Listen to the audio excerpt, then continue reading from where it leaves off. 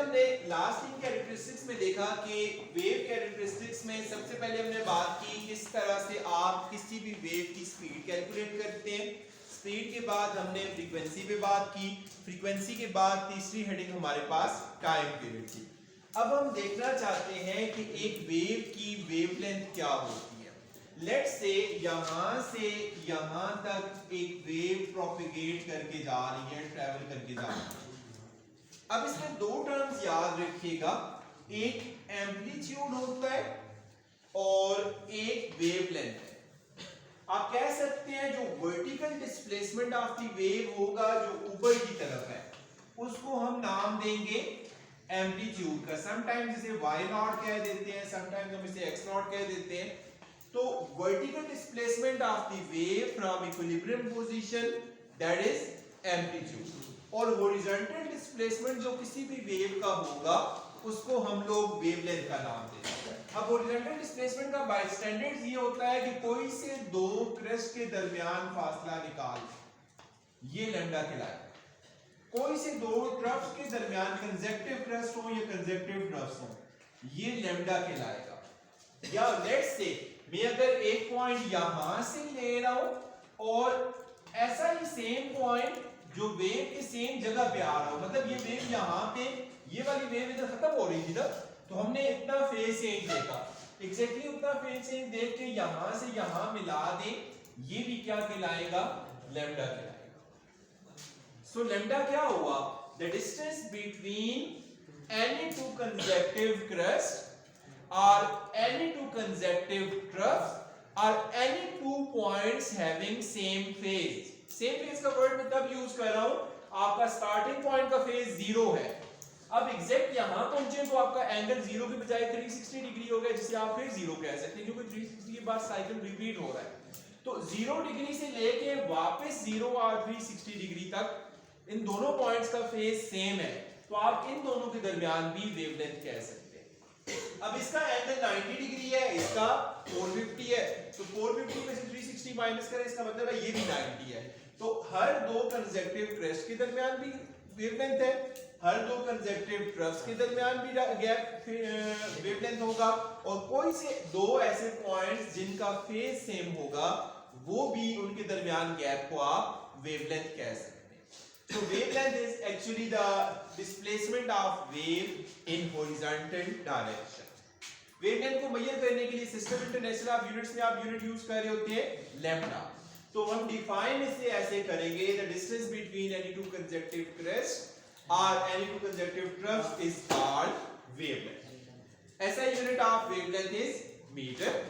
then आपने अक्सर देखा होगा एक फार्मूला यूज होता है v is equal to f lambda, ये फार्मूला, और आपने जो सिंपल फार्मूला पढ़ा हुआ है v is equal to s divided by t, ये दोनों इक्विवेलेंट है। ये फार्मूला आप नॉर्मल मैकेनिक्स में यूज करते हैं, क्लासिकल मैकेनिक्स में ऑल ओवर यूज होता है, आप वेव में v is equal to f lambda use करते हैं। हम देखना चाहते हैं कि क्या ये दोनों फार्मूला सेम है या नहीं। तो मैं स्टार्ट देता हूं इससे, क्योंकि ये आप लोग इस फार्मूला से फेमिलियर है। आप लिखते होते हैं v is equal to s divided by t, इसमें v is the wave speed, s is the distance traveled and t is the time taken। in terms of waves आप कहते हैं distance traveled s है, यहां से distance traveled का आपने नाम क्या रख दिया, लैम्डा, मतलब सिंपली आप कह रहे थे डिस्टेंस को आप s कहते हैं, in terms of wave आप डिस्टेंस को लैम्डा कहते हैं। तो इसका मतलब है यहां पे s की जगह आप चेंज कर सकते हैं किससे, लैम्डा के साथ, और सिंपल टाइम को रिप्लेस कर सकते हैं आप किसके साथ, कैपिटल टी के साथ, क्योंकि वेव में सिंपल टाइम नहीं होता, टाइम पीरियड होता है। तो अगर मैं दोनों को देखूं, ये वाला फार्मूला आप कैसे लिख सकते हैं, v इक्वल्स टू s की जगह लिख दिया आपने डिस्टेंस की जगह लैम्डा, सिंपल t की जगह आपने लिख दिया कैपिटल टी। या इसी फार्मूला को मैं ऐसे लिख दूं, लैम्डा को इलेदा और 1/2 को 1/t को इलेदा। अब क्या होगा, यहां से आपने पिछले टॉपिक में कहा था frequency is the reciprocal of time period, और time period is the reciprocal of frequency. तो इसका मतलब है 1/t की जगह आप क्या लिख सकते हैं, f लिख सकते हैं। फार्मूला क्या बनेगा, v is equal to lambda multiply by f या v is equal to f lambda. ये फार्मूला आपका प्रूव हो जाता है कि आपने जो v is equal to s बाय t पढ़ा था, that can be written as v is equal to lambda t। यहां तक क्लियर हो गया?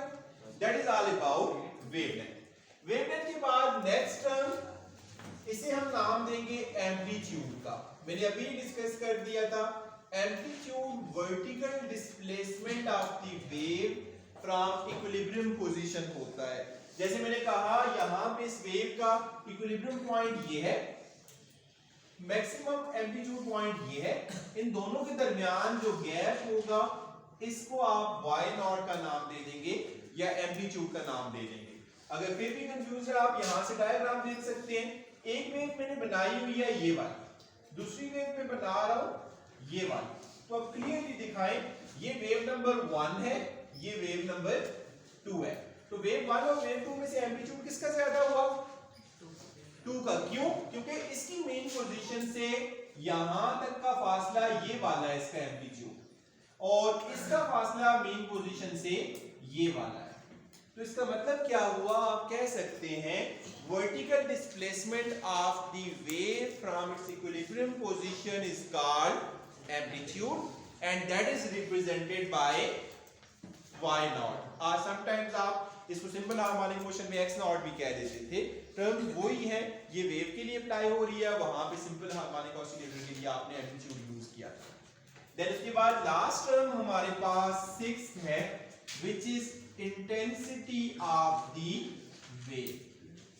अब intensity of wave, intensity normally किसी भी चीज की शिद्दत को रिप्रेजेंट कर रही होती है। तो एक वेव की इंटेंसिटी क्या है?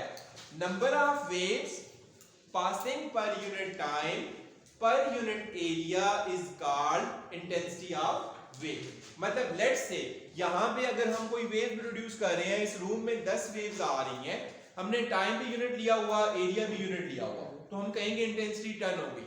अगर 1000 वेव्स आ जा रही हैं तो 1000 waves per unit area per unit time बनी, इंटेंसिटी कितनी हो जाएगी? 1000 हो जाएगी। So per unit area per unit time number of waves बढ़ाने से इंटेंसिटी बढ़ जाएगी। डिफाइन हम इसे कुछ ऐसे करेंगे, नंबर ऑफ वेव्स पासिंग पर unit area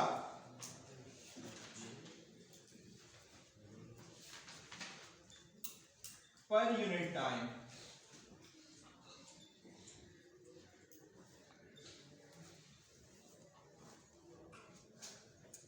is called intensity of wave। या इसे समटाइम्स हम लोग नंबर ऑफ वेव्स के बजाय हम एनर्जी कैरीड पर यूनिट टाइम पर यूनिट एरिया का नाम भी देते हैं।